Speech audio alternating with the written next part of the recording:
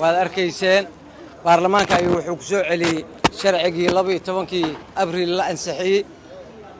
waxaana loo noqday doorashadii dadbaneed ma aheen wuxuu dadku la soo heshiiyey waxay ahayd wuxuu baarlamaanka kula heshiiyey oo muxuu ahaa askala diil gareeyay codsi ayuu baarlamaanka madaxweynaha keensaday aad buu ugu mahadsan yahay taas waxay cadeynaysaa in wadankeena uu leeyahay baarlamaan aan marnaba ogoleen kala taga ummadda Soomaaliyeed aan ogoleen taas waa caddahay waxaan rabaa in aan dadka Soomaaliyeed dhibaatada ay gaadhay ay bal qalbigooda ka raadiyaan nabad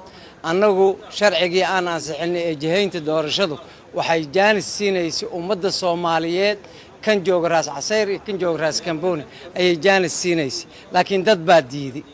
qoryay u soo qaateen dabay ku shideen xabadaha ka dhacay dadaa ku barakacay waad ogeedeen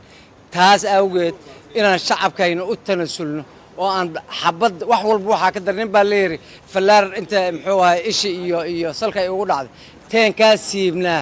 wuxuu yiri tan salka haliga siibo si aan u fadhiisto horta markuu qoreys markaas ishi liiga bixinaya marka tan ugu daran waxay ahayd xabad socotay oo dadkeena isku barakacay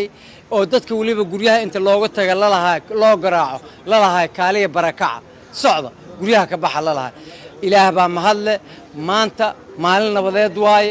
maalin muxuu ahaa weyn oo ummadda Soomaaliyeed u weyn waaye dadkii barakacaya noo nigaday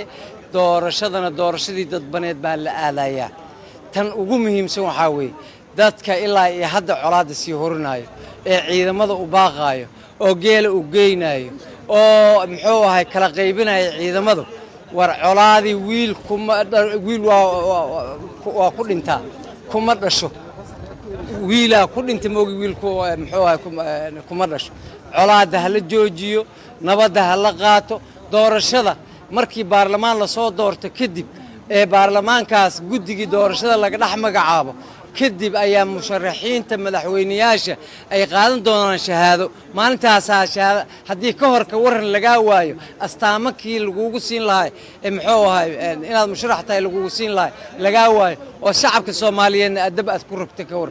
waxaan leeyahay shacabka Soomaaliyeed ha loo turo naxariisto waa bil Ramadaan shacabka Soomaaliyeed ha loo naxariisto shacabkana waxaan leeyahay war qalbiga nabad ka daadaya ku soo noqdo gurigihiini anagu waxaan leenahay wax allaale wixii shacabkayna u roon ayaan qaadanaynaa aad iyo aad baad u mahadsantihiin